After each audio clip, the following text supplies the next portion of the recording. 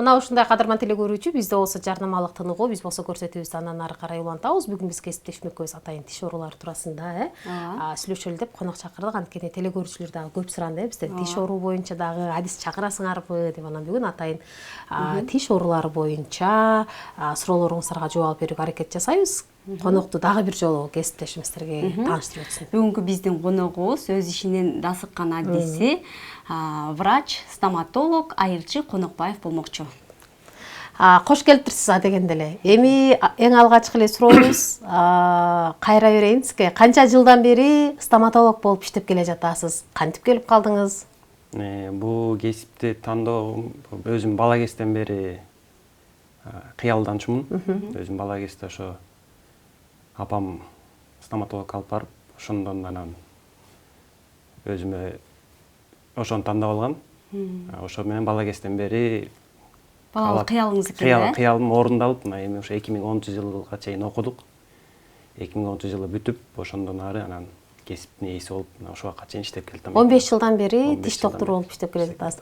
Алгач балалык учуруңузда тишиңизди дарылатканы баргансыз? Стоматит болуп баргам ошо кезде. Өзүм ошо стоматит болуп, оосул болуп баргам, кыргызча айтканда. Ошо кезде колу жеңил дарыкерге туш келген экенсиз да. Эжекегин аябай алдап, дарылап берген, ошо менен эле кээ бирөө коркот экен, а мен коркпой эле, наоборот ошо эжедей болом деп, ошо ак калат кийим келип, ушуга эме болуп келдим да.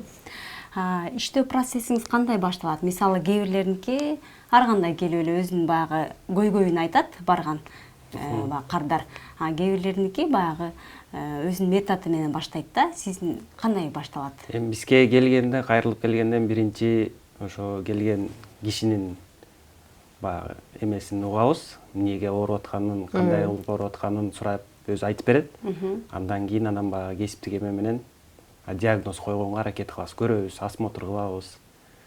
Кайсы тишим эмне болуп атканын, түнү оорутабы, күндүз оорутабы, тамак жегенде оорутабы, же жөн эле туруп оорутабы, ошолорун көрөбүз. Себебин аныктайбыз, өзүнөн да сурайбыз, анан ошого жыйынтык чыгарып, анан диагноз коюлат. Тиш оору өзү эмнеден тиш ооруйт? Эми тиш оору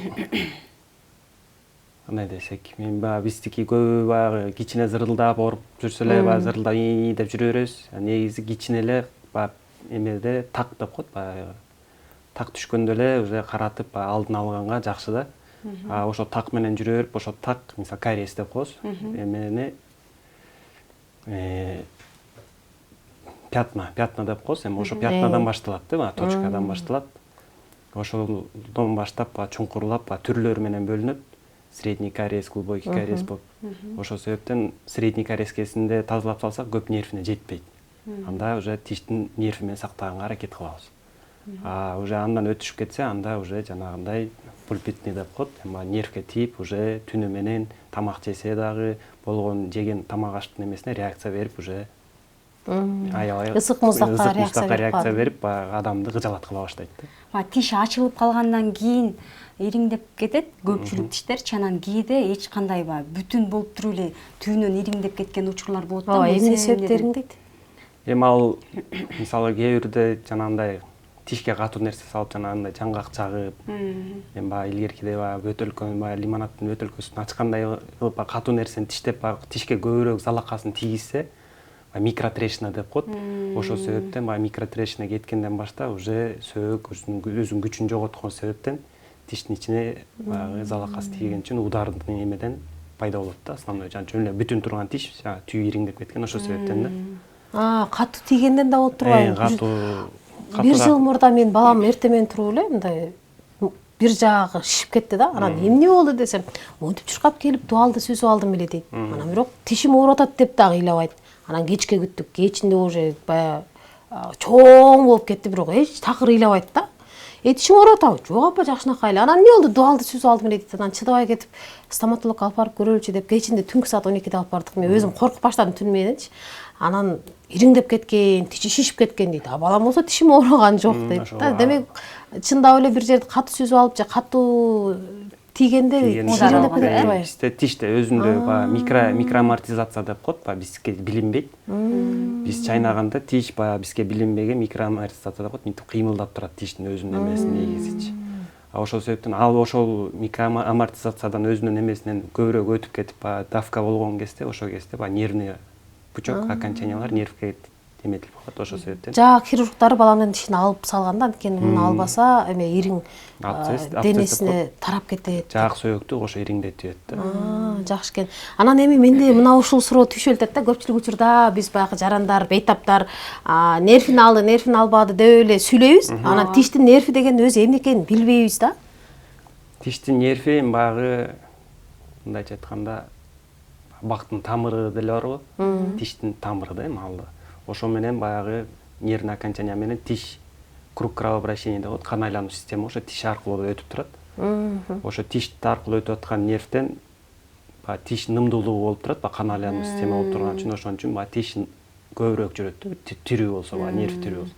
Качан нервин алган кезде уже тиш кадимкидей жана куураган бактай болуп куурап калат. Ошол кезде жанагындай нервин алгандан кийин катуу нерсе жегенге абайлаш керек да. Мисалы катуу нерсе жесеңер тиш сынып кетет, пломба калып калат, тиш сынып калат. Борпоң болуп калат да, куураган бактай болуп. Кан жакшы айланбай калат турбайбы? Баягы нервин алгандан кийин эми кан айлануу система аякка барбайт, анын ордуна баягы дары салынып калат. Ошон үчүн баягы питательный эме көп эме болбой калат. Ошол себептен баягы сөлөкөтүп калат да мындай. Ошондуктан баягы тишти ошон үчүн аярлоо мамиле керек. Тиштин эмесин нервин албаганга аракет кылыш керек экен да. Кээде баягы нервин албай туруп деле пломба коюп тишти баягы узак мөөнөткө баягы тирүү сактап калыш үчүн ошондой да ыкманы колдонушат э. Баягы основной жана кариес деп атпайбызбы, башталгыч кариестин. Ошо кариес кезде баягы нервине жетпесе, кариесин жакшы тазалап, жанагы ичинде караларын тазалап, мисалы. Анан питательный кальций деген бар, ошондой прокладочный коюп, анан үстүнө пломба коюп, тишке питание берип, пломбалап койсок, нервине жетпесе, баягы көбүрөөк жүрөт да. Негизи аргасыз болуп калат, кээ бирде баягы силер айткандай бейтаптар баягы жүрө беребиз. Аябай өтүшүп кеткенде келебиз, анан айла жок нервин алганга туура келет. Ооруп баштагандарыбызда чыдабай калды. Биздики чыдабай калганда, башка кишилер чото ооруткантат деп келет, да биздикилер ооруп өтүштүрүп алып келебиз, анан сактап бер дейт да. Биздики баягы көбүнчө баягы кичине өзүбүздүн баягы тишибиз ден соолукка кичине кайдыгер карап койгон себептен ошо көбүрөөк кетип калып атат. Нерви алынып, пломба коюлган тиш канча убакытка чейин чыдайт? Эми ал адамдын өзүнөн. Баягы аярлоо мамиле керек, баягы жанагындай мен айтып аткандай жаңгак аркыркилер чакпай, карап, катуу нерсени байкап жеп, эметсе, баягы аяса эле көбүрөөк жүрөт да. Биздики негизи чайнаганда 360 кг чайнайлык тиштейбиз. Бизге баягы өзүнүн эмеси ошондой да. Анан бизге билинбейт. Ошончо килограмм бирок тиштейбиз биз. Ошол себептен баягы тишти жаңгак чакканда жанагындай ударны минткен кезде ударны эме көбүрөөк запкы жеп калат да тиш. Урматтуу көрүүчү, эгерде тиш оору боюнча сурооңуз болгон болсо, экран астындагы номерлерге калтырыңыз. Бүгүн биз тиш оорулары боюнча кеп кылып жаткан учурубуз. Анан Айылчы мырза, биз көбүнчө ойлоп калабыз эме деп, бүгүн тиш докторго барсам, нервин албай эле жасап койду, туура эмес жасады окшойт. Бир эле күндө ошол замат куртун деп сүйлөйбүз да эми биз. Куртун тазалап туруп, ошол күнү эле пломбаны салып койду, нервин алган жок деп баягы биздин түшүнүгүбүздө сөзсүз тиш докторго барганда чукуп нервин алыш керек деп түшүнүп калган экенбиз. Көрсө ал нервин албаганга аракет жасайт экен да. Эми азыр баягы мурун азыр эми ошо нервин албаганга аракет кылышыбыз керек. Колдон келишинче тазалап, дарылап, баягы бейтапка түшүндүрүп айтабыз да. Мисалы, нервине жеткен жок, мындай кылып дарыладым, астына мындан прокладочный кальций койдум деп түшүндүрүп айтып коюш керек. Сиз айткандай баягы көбүрөө баягы жумушун алакты болуп калып, баягы көбүрөө до конца айтпай калат да. Мисалы, пациентке түшүнбөй, баягы бейтапка түшүндүрө албай калышы мүмкүн. Кээ бир бейтап, мисалы, ооруп барганда жаны кейип атса, баягы айткан киши, врач айтса, баягы кабыл албай калышы мүмкүн, анан ойлонот. Мисалы, азыр ошо укол сайып, илгеркидей эмес, эми баягы советовал эмеспиз, мына Кудайга шүгүр өнүктүк. Обезболивающийлер жакшы эме кылат, дарылат. Анан укол тарагандан кийин эми обязательно баягы организм наркоз болот да, эми наркоз алгандан кийин ойгонгондон кийин кичине баягы реакция берет. Реакция берип, кичине 1-2 күн бериши мүмкүн. Ал учурда эмне кылыш керек? Эми ал учурда баягы кетанал деген бар, эми ошону ичип койсо. 406 абоненти жазыптыр, мен тишиме пломба койдурсам эле түшүп кала берет, эмнеге дейт? Эми бул кээ бир учурда эми жанагындай көбүрөөндө баягы шилекей көбүрөөк чыгат, кээ бирөөнү жаппа дейбиз. Мисалы баягы минтип отуруп минтип кыймылдаган кезде кээ бир пациент жабып ийет, баягы бет таптар жабып, кайра бизди көргөндө ачып ийет. А бизге уже кургатып койгон нерсе көрүнбөй калат. Суу тийип калган көрүнбөй калат да, анан биз коюп коебуз. Анан ошол моментте кичине нымдуулук көбүрөөк болуп калса, баягы кармабай калышы мүмкүн болот. Кээ бирөөнүкү жанагындай өзү катуу нерсе жеп же сагыз багыз чайнаса, баягы түшүп калышы мүмкүн.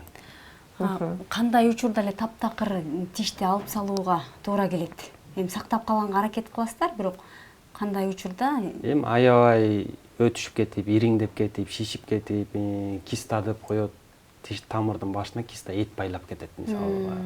Ошону баягы кетире албайбыз, эми баягы тишти ачкандан кийин иненин көзүндө болгон тешик. Эми андан баягы кистаны кетире албайбыз. Айла жок, аргасы жууганга туура келет кээде. Биздики эми основной аябай өтүшүп кеткен тиштер ошондо да жанагынтип шишип, кээ бирде тиш ортосунан бөлүнүп калат.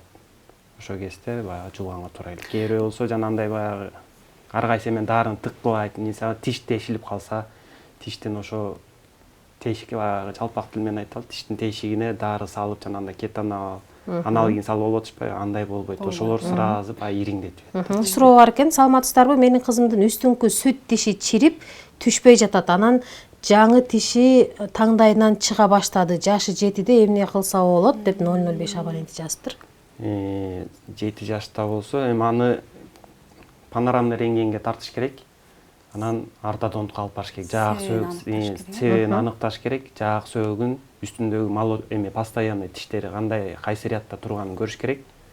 Анан ортодонтко алып барып, жаак сөөгүктү чоңойткон аппарат кийгизиш керек. Анан ошо. Дагы суроо бар экен, 373 абоненти жазыптыр. Менин тишим төрөгөндөн кийин өздөн өзү эле сынып, укаланып, ушаланып түшүп жатат. Эмне себептен дейт? Систики болсо, бул сиз эми баягы балаңызды эмизип атасыз, систен кальций кетип атат, сиз кошо кальций педиатр менен чогуу сүйлөшүп, ошого кальций ичкенге туура келет да. Кальций баягы кошумча азык өзүнө болот да. Ошол себептен баягы кальций кеткен үчүн организмден кальций аял кишиден кетип атат, балага эмизип атат. Ошол себептен баягы өзүндө питательный вещество кичине аз болгон үчүн тиштери упурана баштайт. Ошол себептен тиш докторго барбай эле педиатрга барып, педиатр анткени балага да анткени сүт эмип атат да, балага да что көп зыяны бар жок. Балага да көп кальций эме болгондо болбойт да негизичи. Ошол себептен педиатр менен сүйлөшүп, анан ошол себептен анан кальций айтат да. Тиштин укаланып, ушаланып түшүшүнүн себеби дагы бул баягы чилдөө учурунда балким муздак суу ичип алып, баягы туура эмес жасаган иш аракеттен дагы болобу? Андан да болот. Мисалы ысык чай ичип атып, же тамак ичип аткан артынан муздак суу ичкен кезде тишке мелкий эмальга мелкий трещина кетет. Анан ошол себептен аны уже жанагындай разрушение өзүнөн өзү кете баштайт. Төрөттөн кийин дагы жанагындай баягы илгери эле барбы 40 күн сактангыла, баягы желеметип калбасын деп. Ошону дагы баягы жакшы сактаса эле баягы организм эме сакталат да. Кайра кичине артка кайрылайын. Жанагы тиш жуулдургандан кийин кан токтобой калганда учурлар болот да. Ал эмнеден болот? Кандай кам көрүш керек тишти жуулгандан кийин? Тишти жуулгандан кийин жанагы мисалы 20 мүнөт, жарым саат тиштеп тур дейбиз. Кээ бирөө баягы эртеле түкүрүп ийет. Кээ бирөө баягы жуулгандан кийин барып алып күскүнүн астына барып алып тили менен көрөт. Ухачистка, зубочистка, мисалы тиш жуулгандан кийин тешик болуп калат, анын ичине кан уйуйт. Кан уйган канды баягы кээ бирөө жиркенчек болот, баягы көрүп алып эле чукулайт. Анан сосудтарды өздөрү кичине повреждать этип калышы мүмкүн. Ошол кезде баягы көбүрөөк кан бизге билинбейт, баягы кылган кишигечи өздөрү тили менен эметип койсо, ошол себептен тил менен да түртпөш керек экен. Анткени тиш жуулгандан кийин мындай тешик болуп калат. Ошонун ичине кан уюш керек. Анын ичине уйган кан уже баягы сосудтарды жаап калат дагы, кан токтойт. Биздикилер ошо уйган канды алып салганда сосуд ачылып калат. Анан кан көп кете баштайт. Негизи канаган жакшы экен тиш жуулганда, Анткени мен бир учурда тишимди жуулдурсам такыр кан чыкпай койгон да. Анан мунун кесепетинен 3 күн бою тиш докторго баргам, атайын бир дарыны салып коет ичине. Мен ошол дары менен бир күн жүрөм, эртеси күн дагы барам, дагы алмаштырып коет. Анан эгерде тиш жуулганда тиш канаса, ошол кан аркылуу эле жанагы ачылып калган жер өзү бүтөлүп калат экен. Канабаса тешилген жер бүтпөйт экен. Жаак сөөгү ачылып калат, анан жанагынтип күнү ооруткан эмеге алвеолит деп коет. Жаак сөөгү кошо ириңдеп кетет. Эмне үчүн канаган жок менин тишим. Бесте канчыкпайт дегенде. Мен азыр бир актуалдуу суроону бергим келип турат. Азыр Instagram тармактарында да аябай жайылып атат го. Тишти винирлөө, анан агартып өзүн Чистка деп айтабыз биз. Ошол зыян эмеспи? Кээ бирлер эмалин кетирип коюп, тишке доо кетип калгандан кийин полный зыркыратып, тескерисинче сезгич болуп калды дейт. Сезгич болуп бузуп салат дейт. Кээ бирлери наоборот Тазалап туруш керек дейт. Бир жылда бир барыш керек дейт. Негизи бир жылда 2 жолу чистка деп коет. Жанагындай биздин мисалы шилекейдин составында туз бар. Тиштин артына жанагындай каминдер образоваться этип, чайнектин ичинде кандай накип болсо, тиштин артында ошондой накип болуп калат. Ошолорду тазалап туруш керек. Анткени ал көбөйгөн сайын тиштин бүлөнү, деснаны тээп баштайт. Ылдый тээп баштап, тамыры, тиштин тамыры ачыла баштайт. Ошол себептен бир жылда 2 жолу тазалап туруш керек. Эми косметический аппак кылып тазалап коюп атышат го адбий. Андай кылып, ал зыян эмеспи деп атам да? Зыяны деле жок, эмалевый слойго 6%, 6%лүк же 32%лүк пероксид водорода деген сыяктуу болгон составында бар. Ошону через лазер сиңиртет эмальга. Аны сыртынан каптайбы кайра? Жок, ал просто тиштин бетине гель сыяктуу болот. Гельди сүйкөп через ультрафиолет какталат.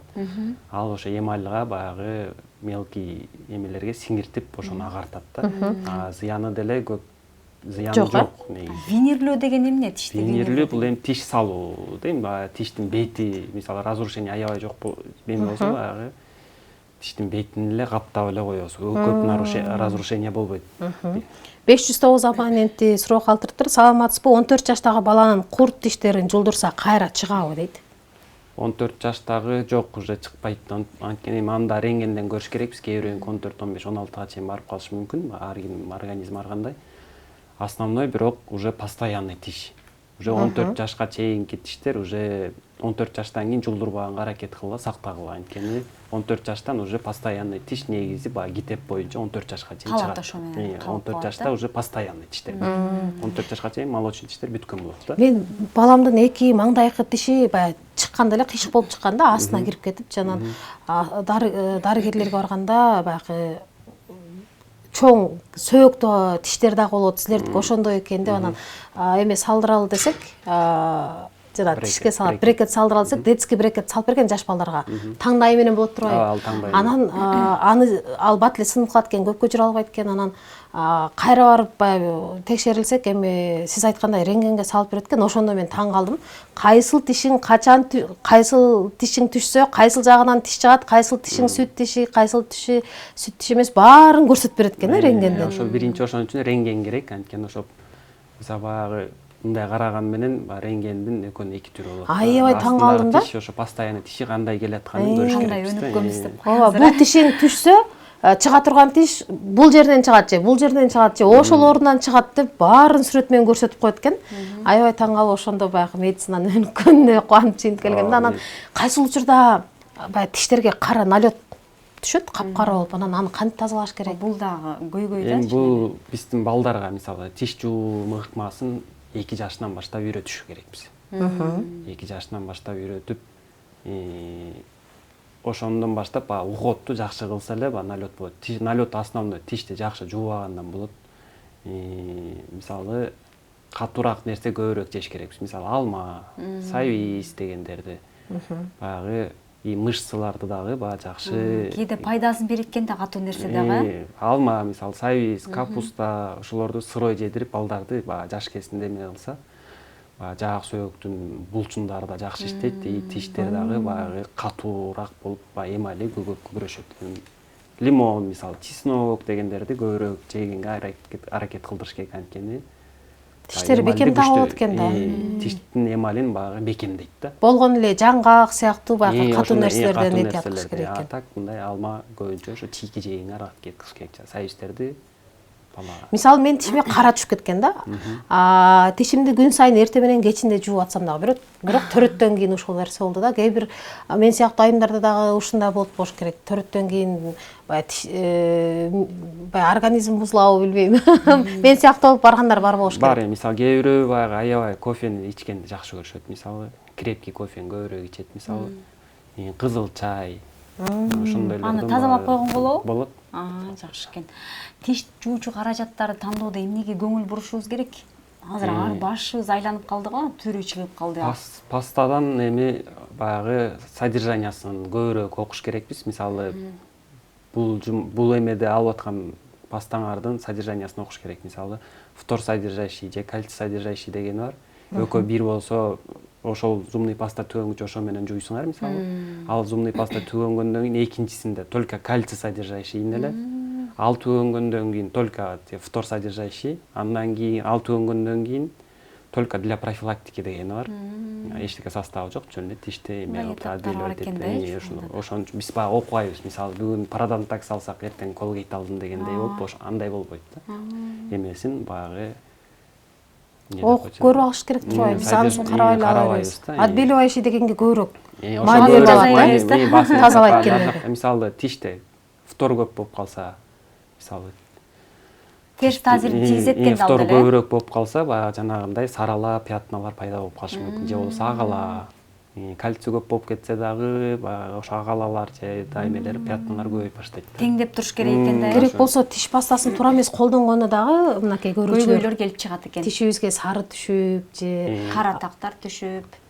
Биз манер биле ала беребиз. Манер бейт экенбиз. Анан эми тиш пастасын туура тандаганды үйрөндүк. Эми тиш жуугучту кантип тандайбыз? Катуу болуш керекпи, жумшак болуш керекпи? Анан кээ бир учурда салып койсоң электронный өзү тазалагандар бар го. Чын эле ошону дагы айтып кетсеңиз. Щеткада болсо средняя жесткость щетка керек. Мисалы, биздики жанагындай катуу щетка ал жанагы протез кийген кишилерге керек, ал жесткость. Средняя жесткость бизге болот да. Мисалы, балдарга кичине более мягкий керек, жана детскийлерге мягкий керек. Анткени десналарын повреждать этпеш үчүн. Анан тиштин ыкмасын туура жууганга үйрөнүш керек. Тиш жуугандан кийин да аягында тилди кошо жууш керек. Тишти туура жуу деп калдыңыз. Көпчүлүк учурда биз баягы кечкисин жуубай эле эртең менен жуушат го тескерисинче.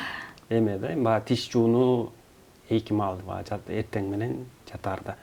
Бул тиш жууну биздики тамак ичкенге чейин тиш жууп алып, анан тамак ичебиз. Анан обедке чейин эле жанагынтип ооздуктанган ошол себептен мисалы основной жана кариестер пайда болгон ошондон дагы мисалы шоколад жейбиз, конфет жейбиз, шоколад жегенде мисалы сразу артынан суу менен чайкап коюш керек. Анан жанагы тиштин алма жеп коюш керек, тиштин чуңкурларына туруп калган шоколад 3 сааттан кийин уже кислота бөлүп баштайт. Кислота менен эмаль күрөшө албайт. Качан эмаль жок болуп калган жерге анан жанагындай кара точкалар пайда боло баштайт да. Эфирдин жүрүшүндө оозумду чоң ача албай калдым. Тиш доктурунан уялып баштадым. Урматтуу көрүүчү, эгерде сиз дагы эфирди көрүп жатып, мен сыяктуу уялып баштаган болсоңуз, тишиңизде кара түшүп жаткан болсо же саргарып жаткан болсо, же кээ бир көрүүчүлөр жазып калды, пломба койсом эле түшө берет деп, же болбосо тишиңизди оңдоткуңуз келсе, кантип кам көрүүнү билбей жатсаңыз, анда бүгүнкү биздин дарыгерибизге кайрылсаңыз болот. Телефон номерим болсо бизге ушул экран астындагы номерлерге жазып туруп алсаңыздар болот. Биз болсо бүгүн кесиптешим экөөбүз мына ушундай тиш оорулары туурасында сүйлөштүк. Буйрукса тишимдин караларын конокко талап атайын деп чечтим. Бүгүн сиздерге жакшы маалымат бердик деген ишеничтебиз. Кесиптешим экөөбүз. Сиз эркин микрофон берели. Эркин микрофон берели сизге. Телекөрүүчүлөргө кайрылуу жолдоп алыңыз. Сизди кантип тапсак болот? Социалдык тармактардан кантип издейбиз? Телефон номериңизди айтып койсоңуз дагы болот.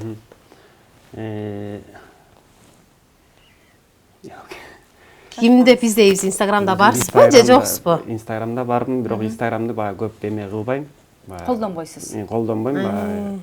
Так, мындай номерим 703 59 94 12, Калыга Киева 11-де, стоматология ошол жакта. Демек, азыр бардык эле дарыгерлер онлайнда, Инстаграмда, ТикТокто видеолорун салып, анан ошол жактан кардартып атат да. Сиздики болсо баягы биринен бири угуп эле бара берет турбайбы? Мындай жарнаманын кереги жок экен, анан мен монтип тишиңерди жасап берем деп баягы башка бирөөлөргө жарнамалабайт экенсиз. Демек, сиздин жасаган ишиңиз мыкты да, ошон үчүн сизди өздөрү издеп келип жатат окшойт анда.